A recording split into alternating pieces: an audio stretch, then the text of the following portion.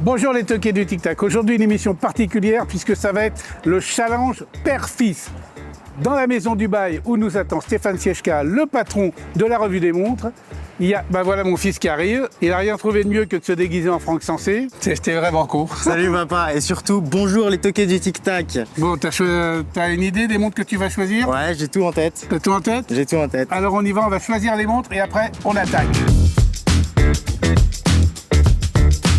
Émission Le Père, le Fils, un peu de culture horlogère s'impose avec le El Primero de Zénith, ce d'autant que Stéphane Siechka adore raconter l'histoire du sauvetage de ce calibre.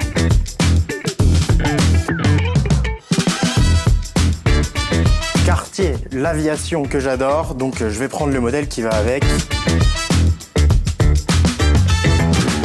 Roland Garros vient de s'achever, tout le monde n'a parlé que de Rolex, alors évidemment, moi je prends une des plus grandes nouveautés de l'année pour le 100e anniversaire de l'Oster. Bon, IWC c'est un must, donc je vais prendre celle, la Petronas de l'écurie de F1 avec Mercedes, c'est celle que j'adore. Puisqu'on est sur l'écho, restons-y avec la Gérald Charles, une montre de forme exceptionnelle. Ah, je vais faire plaisir à Franck Sensé, enfin à papa. Je vais prendre la Tudor du Dakar qu'il a tournée à Alula. Bon, t'as choisi tes montres? C'est fait. T'as vu la boutique, il y a le choix. Ah bah ça. Et maintenant? Ah bah tu vas voir ce que j'ai choisi. Et surtout, on va aller retrouver Stéphane, parce que lui, c'est le Yoda de l'horlogerie, je te signale. Oui, mais il est pas vert. Non, mais il est plus grand aussi. Et voilà, donc on a retrouvé Stéphane, le maître Yoda de l'horlogerie moderne. Merci. Il est plus grand, hein. Et surtout, il est pas vert. Il est pas vert. Merci, je Ouais, préfère. de rien. Le grand patron de la revue des montres. Belle sélection colorée. Qu'est-ce que t'en penses? Très coloré. C'est l'été. C'est l'été, voilà. Et on va donc commencer tout de suite dans le vif du sujet par... Rolex au hasard. Ouais, Rolex au hasard. Hein. Parce que on a là le cadran, quand même, qui a subjugué tout le monde au dernier Watch & Wonder. On en a parlé beaucoup. Cadran qui rend la Rolex très pop. Absolument. Après la célébration, qui a été une première surprise, parce qu'on n'attendait pas du tout Rolex sur ce type de cadran. Et là, on a quand même 10 couleurs qui sont apposées une par une, avec une précision diabolique. Alors moi, j'ai regardé tout à l'heure au compte-fil pour voir si vraiment c'était repéré au micron près. C'est Rolex, donc ils peuvent pas... Et c'est le cas. C'est les 100 ans de l'Oyster. Donc on est dans le pur Oyster, avec des index luminescents, avec un Chromalight qui a une couleur de diffusion qui est très spécifique, à Rolex. Et puis étanchéité 100 mètres. Ce qui est un peu juste pour faire des sports nautiques extrêmes. Normalement, d'après le tableau, qui est le tableau des étanchéités en fonction des sports, mais Rolex me dit que non. C'est vrai, mais de toute manière, d'abord, elle est testée. 100 mètres. Et au-dessus, non, je crois. Et même au-dessus. À 25% au-dessus. Bon, c'est pas non plus une montre de plongée. C'est une montre sport, mais la lisibilité de la montre est pas faite non plus pour faire de la plongée. Il n'y a pas de lunettes tournantes unidirectionnelles. Donc, il n'y a pas de débat. Mais en revanche, on peut tomber dans la piscine sans qu'elle se remplisse d'eau. Exactement. Et puis, tu peux quand même faire beaucoup de sport avec parce qu'elle est particulièrement résistante pour les chocs. Elle est aussi résistante à tout ce qui est influence magnétique, puisqu'il y a un spirale... Parachrome. Et puis quand même, elle est certifiée chronomètre, comme toutes les Rolex. Comme toutes les Rolex. Le COSC, Rolex. oui. Ça veut dire qu'il y a le COSC, puisque le COSC c'est -4, +6. Voilà, et là on est sur -2, +2. -2, +2, voilà. Et puis la boucle Rolex. Évidemment, un réglage quasiment au millimètre. Très sécurisant. Très sécurisant. Donc tout. Et puis, si on oublie de dire quelque chose, quand on est un pro... On a une fiche. On a une fiche. Et voilà. Qu'est-ce que j'ai oublié? Mais moi aussi, je suis un pro. Oh, l'autre. Franchement, Hugo, c'est pas raisonnable. C'est pas raisonnable. Louis 100S. Bref, acier Ostersteel 904L. L'Ostersteel, c'est quand même un acier qui, quand il est poli, est très éclatant. Un acier de la gamme des aciers chirurgicaux. Le cadran est laqué, on a oublié de dire qu'il était laqué, multicolore on l'a dit, et les 10 couleurs, mais qui ne sont pas appliquées à la main puisque c'est de la tampographie. Voilà, amortisseur parallaxe, on l'a dit, et le spiral parachrome. Donc maintenant, on a fini avec la belle Rolex, avec ce cadran qui s'appelle le cadran Jubilé. Donc après Rolex, tu attaques avec quoi? Obligatoirement, Tudor. Voilà, allez. Donc, par rapport à ton émission Dakar, moi j'ai pris la Tudor Ranger avec son fameux cadran 12936, les index chiffrés. Et avec la nouveauté 2026, le cadran en Dune White. Donc, c'est la couleur du sable qu'on retrouve sur le Dakar à Alula. C'est la Ranger, ça vient de Hans Willdorf, qui dépose le nom en 1929. Et c'était pour décrire un peu l'esprit aventurier de la montre.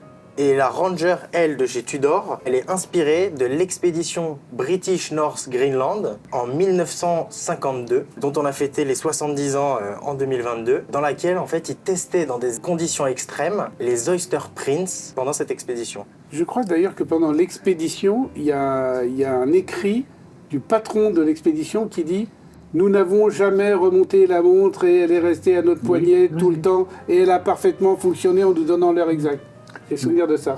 Mais Wilsdorf, qui est le créateur de Tudor, mais aussi le créateur de Rolex, on parle. Oui, c'est aussi le créateur de Rolex. Il a été un des premiers à challenger des montres avec des exploits sportifs. Mercedes Kenzel pour traverser Qui a traversé la Manche, oui. avec une Rolex. Pas oublier donc Tudor, la marque au bouclier. Puis Sir Hilary qui monte en haut de l'Everest. Les marques du groupe sont toujours associées à des aventures. Puis moi, sur cette Ranger, ce que j'adore vraiment, c'est son bracelet NATO, au coloris qui est particulier, mais que moi je trouve que j'aime beaucoup. Et qui est fabriqué en France. Et qui est fabriqué et tissé en France, exactement. Sur des anciens métiers à tisser d'ailleurs, je crois. Hein. Absolument. Et je crois qu'on peut dire sans se tromper que c'est un des plus aboutis des bracelets en tissu que l'on peut trouver sur une montre. Il n'y a aucun doute. Mais elle est aussi disponible en bracelet à acier avec le nouveau fermoir T-Fit qui permet de faire des micro-ajustements à hauteur de 8 mm. Pour, comme tu aimes tant dire, quand on boit un peu trop de rosé et que la peau gonfle. Oh le salaud. Oh le salaud. Mais je suis ton père, hein, respecte-moi un peu. Attention, Stéphane, s'il te met une baffe, même s'il te loupe, avec le vent, il t'enrhume. Hein. C'est le Yoda, mais c'est aussi le Grizzly de l'horlogerie. Ouais. Il faut parler un peu de précision parce que c'est une montre qui est COSC moins 4+6, mais non seulement elle est COSC, mais elle est certifiée pour plus, elle est certifiée pour moins 2+4. Donc c'est un peu moins que la Oyster, mais ça reste mieux que le COSC, qui est quand même impressionnant. On peut parler un peu de la qualité des calibres, Stéphane, chez Tudor et chez Rolex, parce qu'on est quand même dans deux manufactures qui sont très horlogères. C'est vraiment la base de Rolex ou de Tudor, c'est plus de qualité, plus de fiabilité, plus d'étanchéité, puisque à une époque où les montres n'étaient pas forcément étanches, les Rolex étaient déjà étanches. Oui, parce qu'ils voulaient qu'elles soient étanches à l'eau, mais à la poussière et à toutes les impuretés qui pouvaient justement gripper le mécanisme. Est-ce que tu as fini sur ta Tudor ou tu as d'autres choses à dire? Non, il faut quand même rajouter un petit quelque chose sur le mouvement. C'est le mouvement qui est conçu pour le Dakar. Donc, il est conçu pour supporter des chocs. Parce que la montre, elle est sur le poignet, bien évidemment, des conducteurs de Dakar. Et elle est offerte d'ailleurs aux gagnants. Et surtout à moto. Et à moto, ça secoue énormément. On a un balancier à inertie variable qui est fixé sur un pont à double point d'ancrage, ce qui permet vraiment d'avoir une montre qui est résistante au choc et prête pour le Dakar. Ah bah là. On dirait qu'il voudrait faire le Dakar, que je serais pas surpris. Faire le Dakar ou me piquer ma place aussi. En ce moment, tout le monde cherche à me piquer ma place. Il y a Chloé qui a fait l'émission toute seule. Lui qui commence à me parler de pont à double ancrage. Bon bah écoute, il est tellement bien parti sur ces ponts à double ancrage qu'il va nous faire une autre montre. Voilà. Alors? Eh ben, quel privilège. Bah, c'est au tour de Cartier avec la Santos grand format. Il a des goûts sûrs hein, quand même. Oui. Hein. Il prend pas n'importe quoi quand il vient chez Dubaï. Bah, j'ai été à bonne école hein, avec toi. Je l'ai prise sur bracelet caoutchouc, mais surtout, pourquoi est-ce que j'ai pris la Santos? C'est parce que la Santos, moi, c'est une montre qui a de l'histoire. Et c'est une histoire que j'adore. T'aimes l'aviation en plus alors. Bah, j'aime l'aviation et puis là c'est quand même la montre d'Alberto Santos Dumont, aviateur brésilien. On dirait que c'est la première montre de bracelet Pour homme. pour homme. C'est ce qui se dit, Stéphane. C'est ce qui se Attends. Il y a C'est ce qu'il des dit, mais maîtres Yoda. d'abord, je pense Maître Yoda. qu'il faut d'abord souligner qu'il y a une réelle amitié et une connaissance entre Alberto Santos Dumont et Louis Et Cartier. Louis Cartier, bien sûr. Alberto Santos Dumont, il a un des premiers brevets de pilote et un des premiers brevets de pilote de dirigeable. dirigeable qu'il accrochait sur les Champs-Élysées. À son adresse, qui est aujourd'hui l'Apple Store où il vivait, où il prenait son dirigeable personnel pour aller jusqu'à Bagatelle. Voilà. Tu sais à quoi on reconnaît la différence de quelqu'un qui commence dans des émissions YouTube et de quelqu'un qui est un vieux briscard des émissions YouTube? Dis-moi. Que lui, il va te sortir l'adresse exacte. Ouais, 114 avenue des Champs-Élysées.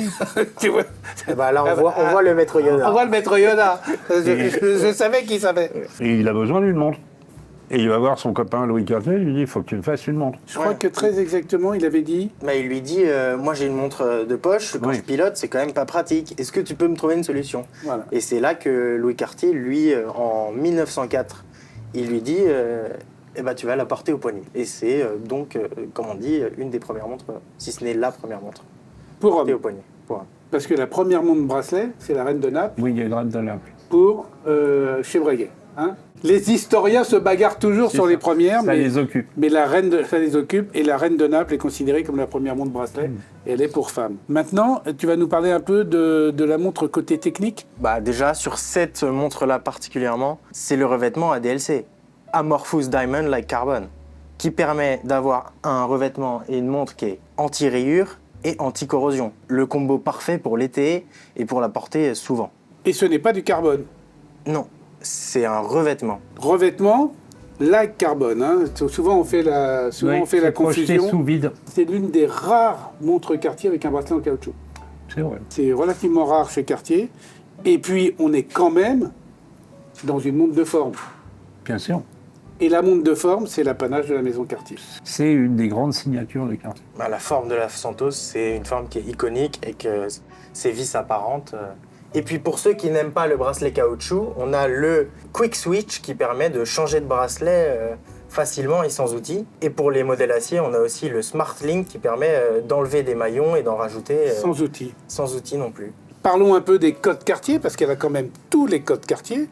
Ça veut dire elle a la signature chemin de fer, elle a les chiffres romains. Non, le code Cartier, elle n'a pas les aiguilles bleuies. Moi, ce que j'aime tout particulièrement à 6 heures, c'est la discrétion du guichet de date, qui ne se voit pas au prime abord, mais quand on a besoin de la date, elle y est. Donc là, on a quand même... elle est fine, elle a une cambrure, elle est très agréable au porter. Et elle a tous les codes Cartier inversés, puisque tu as un cadran noir au lieu d'avoir un cadran blanc. Tu as Les chiffres blancs au lieu d'avoir les chiffres noirs. Je pense que tu dois avoir la signature secrète. Je ne sais pas, parce que j'ai pas mes lunettes. Je te laisse vérifier. Oui, dans les petites pattes du 7. Ah, dans la barre du 5 du 7. Oui, la barre du 5 du 7. Pour l'été, c'est vraiment une montre qui est absolument parfaite. Oui, mais elle a un petit bémol quand même. C'est que pour l'été, elle n'est pas week-end proof. Ah. Elle a que 42 heures de réserve de marche. Oui, mais 42 heures, c'est déjà un bon week-end. C'est un week-end, moi, 4 heures. À moi, eh ben, écoute, on va rester dans la montre de forme, parce qu'il y a cette montre qui est absolument magnifique, qui est la Gérald Charles GC Sport. Alors d'abord, elle est fine, elle est en titane, et en plus en titane traité blast, ça veut dire un titane qui est 10 fois supérieur aux rayures et les micro-rayures qu'on a dans la vie. Elle a un cadran grainé qui est dégradé, qui part du gris au blanc, qui est absolument sublime. Et on l'appelle le modèle Wimbledon parce que justement, elle est blanche. À Wimbledon, les joueurs de tennis ne peuvent porter que du blanc. Ouais, du blanc avec des petites touches de couleur, mais ça reste. Oui, mais il faut que ce soit majoritairement blanc et ils ont interdiction de mettre des logos. Exactement. Et c'était, je crois, dans les années 70, c'était comme ça partout. Que ce soit Roland Garros, Flushing Meadows, etc. Tout le monde était en blanc. Et après les années 70, Flushing Meadows a commencé à lâcher la couleur et après tout le monde a suivi, sauf Wimbledon. Donc ça, c'est plutôt sympa. Et c'est une montre qui est vraiment siglée tennis. D'abord, elle est portée par des ambassadeurs qui sont des grands joueurs de tennis, dont certains sont même un chiffre au classement ATP. Hein. Donc il y a des grands ambassadeurs chez Gérald Charles. Et puis le calibre a été spécialement conçu pour résister au choc quand tu joues au tennis avec. C'est-à-dire que les joueurs qui sont ambassadeurs de la marque jouent au tennis avec leur montre. Et il y a une particularité sur cette montre. Est-ce que toi, tu vas la trouver? Stéphane, c'est sûr, il l'a déjà. C'est une montre de gaucher. Voilà. C'est une montre de gaucher, ou plutôt c'est une montre qui se porte à gauche, mais avec la couronne qui permet de faire des mouvements de tennis. Et donc, ça ne pose pas de problème. Montre de forme exceptionnelle. Gérald Charles, parce que Gérald Charles étaient les deux prénoms De Gerald Genta. de Gérald Genta. Et Stéphane, notre Yoda national de l'horlogerie moderne, va nous dire un petit mot sur Gérald Genta. Gerald Genta, il est considéré comme un des plus grands designers horlogers. Il aurait fait 100 000 dessins. 100 000. Ouais. Il a dessiné à Paul Reuter pour Universal. L'Ellipse chez Patek, la Nautilus, la Royal Oak, L'ingénieur. l'ingénieur chez IVC. Ensuite, il a créé sa propre marque, Gerald Genta. Donc quand même une jolie montre. Et puis à l'arrière, un fond saphir. Très joli calibre avec une masse oscillant en or. 50 heures de réserve de marche. Et puis surtout, il y a une chose qu'il faut dire, c'est que c'est une montre qui profite de l'ergotech. Alors ergotech, ça vient de ergonomie de technologie. Ça veut dire qu'elle a été pensée et imaginée. Une fois qu'elle est posée au poignet, il y ait le plus de surface possible en contact avec le poignet pour ne pas être gêné quand on joue au tennis. Et ça, quand même, c'est à souligner. Donc, très belle montre, très fine, très plate, Très beau cadran. très beau Grainé. cadran grainé. Et puis, elle existe également en jaune. Vraiment, la balle de tennis dans toute sa splendeur. Et il y en a aussi un modèle qui est en couleur ocre Ocre. et qui est le modèle Roland Garros. Mais à mon avis, on ne doit plus le trouver. Non, il est out of stock. Il est out of sold depuis... voilà. Donc, Gérald Charles, une marque dont il faut quand même... Qu'il faut toujours surveiller. Ouais, surveiller, il faut s'intéresser. Ils viennent de sortir un QP qui est absolument sublimissime. Donc, tu as parlé au Watch & Wonders. Donc j'ai parlé au Watch & Wonders. Merci Louis, je vous mets l'affiche. Je continue, et là, on va faire un peu de culture horlogère, puisque évidemment, j'ai pris un El Primero de chez Zenith, qui est le calibre chronographe, que j'adore parce que c'est un calibre emblématique, et je trouve que Zenith, en plus de ça, on en parle de plus en plus. Oui. Et c'est vraiment bien ce qu'ils font. Et ils ont sorti une boucle cette année au Watch & Wonders, dont tout le monde a parlé. La boucle. Une boucle révolutionnaire. Et là, j'ai pris un El Primero avec un cadran que je trouve très joli, puisqu'on était dans les couleurs, en lapis lazuli. Alors, c'est des cadrans quand même qui sont assez rares, Stéphane. Oui, c'est rare. Et il y a une grosse tendance d'ailleurs au cadran un peu aventuriné, Oui. cadran pierre en ce moment. Hein. C'est bien dans la tendance par rapport à une montre qui est très classique, lancée en 1960. Et ce qui est amusant, et tu vas raconter, parce que je sais que tu adores raconter cette anecdote, c'est comment le calibre El Primero a failli disparaître et il a été sauvé par un homme. Oui, la vente de montres automatiques commence à s'essouffler à cause de ce qu'on a appelé improprement la crise du quartz. Et Vermo, ça ne lui plaît pas trop parce qu'il était très attaché à ce modèle. Il avait travaillé depuis le début sur le montage de ces montres et il les a cachés dans le grenier et devant, ils ont fait un faux mur en plâtre. Ce Et qui a ça- permis de ressortir et de refabriquer avec les outils Des années d'origine, après, avec les des outils années, d'origine. Voilà. C'est une anecdote que l'on raconte dans l'émission qu'on a tournée chez Zenith à la Manufacture. Et donc, je vous mets l'affiche, puisque c'est raconté par la grande prêtresse de la tradition. Chez Zenith. Mais c'est vraiment merci, Ah oui, merci à Charlie c'est- Vermo d'avoir sauvé le El Primero. Ce qui est intéressant sur cette montre, c'est de voir qu'il y a deux échelles extérieures, et ces deux échelles destinées justement au dixième de seconde. Mais il y a une échelle qui est sur 100 et une échelle qui est sur 1 dixième. Et c'est pourquoi c'est pour avoir deux lectures. Ça veut dire qu'on va avoir par exemple sur l'échelle qui est en haut 3 secondes 4 dixièmes, donc on va avoir 3, 4, 5, 6.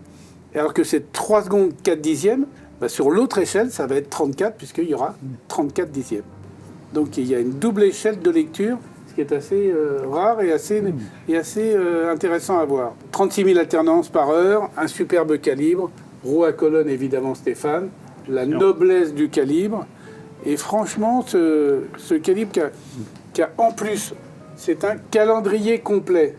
Jour, date, mois, mais le mois ne passe pas de façon automatique entre 30 et 31. S'il passe automatiquement du 30 au 31 chaque mois, ça devient un calendrier annuel. C'est une compétition Là, il horlogère. faut le changer tous les mois. Et là, il faut le changer tous les mois. Sauf en juillet-août, où là, à fin juillet, tu n'es pas obligé, puisque tu as 31 et 31. Sur le calendrier annuel, en revanche, c'est que en février, Stéphane. C'est qu'au mois de février, effectivement, qu'on fait le changement. Et pour les calendriers, les quantièmes dits perpétuels, on ne change rien jusqu'à 2100. Donc en 2100, Il faudra les faire régler tous les QP. Sauf ceux qui sont prévus pour. Je crois qu'il y en a au moins un qui est prévu pour. Et qui va encore plus loin, et c'est l'Eternal, non? L'Eternal. Eternal d'IWC. Et puisque tu parles de l'Eternal d'IWC, eh ben moi je vais parler de la Mercedes Petronas d'IWC. Ah, C'est la montre moi que j'ai choisie parce que moi je suis un grand fan de F1 et puis que Mercedes c'est quand même une des grandes écuries de Formule 1. Et donc là on a la IWC Mark 20, la montre de l'écurie de 2025 qui est donnée à tous les membres de l'écurie. Elle est d'un bleu turquoise qu'on retrouve pas partout mais qui est quand même magnifique, c'est les couleurs de l'écurie. Et puis cette version-là, elle signe quand même le départ d'Hamilton, 7 championnats du monde, et l'arrivée de Kimi Antonelli, son rookie year. Et c'est un modèle marque, donc le 20, modèle marque qui a commencé en 1949 avec la marque 11, montre de la Royal Air Force. C'est une montre réglementaire de pilote.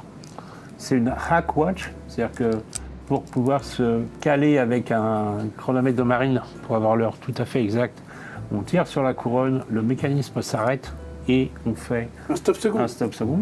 Voilà. Elle est emblématique, elle est extrêmement collectionnée. C'est une des plus jolies montres militaires qui soit. C'est une montre qui, il me semble, a été choisie pour son antimagnétisme et sa fiabilité en attitude. Oui, oui.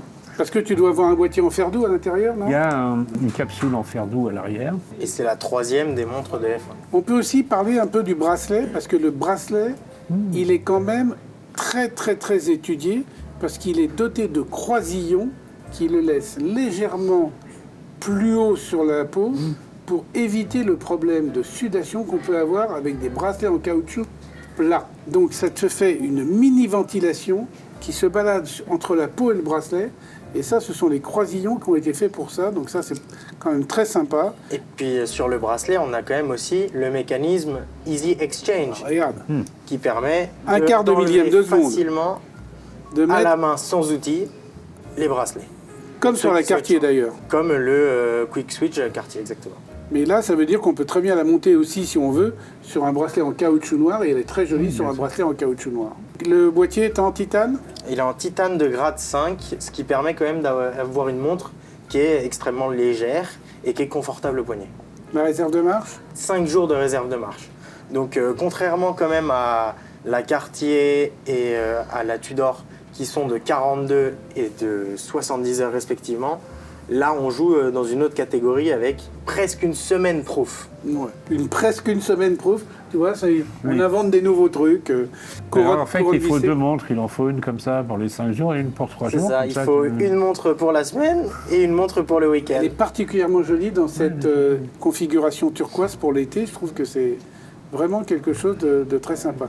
Et tu portes aussi une IWC, toi, alors? Bah, pour l'occasion, moi j'ai une IWC, pas de F1 AMG Petronas, mais c'est une ingénieure AMG qui date de 2004, que tu avais été voir en Laponie et que j'ai le plaisir de te piquer. Avec lui. Dans la même voiture. On était dans la même voiture et on avait essayé toutes les Mercedes AMG sur les lacs gelés de Laponie. À Arjeplog. Avec monsieur George Kern, qui à l'époque était CEO d'IWC et qui maintenant est CEO de Breitling, de Universal Genève et de Gallet. Et j'avais fini à l'hôpital, tu te souviens pas? Oui, oui. Avec un accident de scooter des neiges. Donc, merci Georges, il a voulu me tuer. Bon, et qu'est-ce que vous portez, vous, Stéphane, aujourd'hui, mon cher ami? Une Grand Seiko. Ah, bah parle-nous un peu de Grand Seiko, alors. La Grand Seiko, c'est la manufacture premium de Seiko. C'est le Spring Drive. C'est un mouvement qui est propre à Seiko, en même temps mécanique et en même temps à quartz. Alors, Seiko, ils sont aussi connus pour la qualité de leur cadran et les noms poétiques qu'ils donnent avec les cerisiers japonais, voilà, les neiges de montagne, etc. La neige sur le Fujiyama, tout ce qui touche à la nature autour de leur manufacture. Une manufacture discrète. Discrète, mais de grande qualité. Et 100% manufacture. Et 100% manufacture. Puisqu'ils fabriquent tout eux-mêmes dans leurs ateliers. À moi, pour ma montre, parce que j'en ai trouvé une quand même ici, qui je trouvais d'ailleurs, elle est un peu trop grande pour moi, parce que j'ai pas voulu la faire mettre à la taille. Mais c'est quand même sympa, parce que regardez ce que j'ai trouvé. J'ai trouvé une édition spéciale de l'Octo Finissimo Dubaï. C'est exactement la même que le modèle de chez Bulgari, sauf que là, on a les aiguilles en or rose et à l'arrière, la place Vendôme. Tu as la colonne de la place Vendôme. Regarde, qui est gravée. Et ça, c'est absolument magnifique.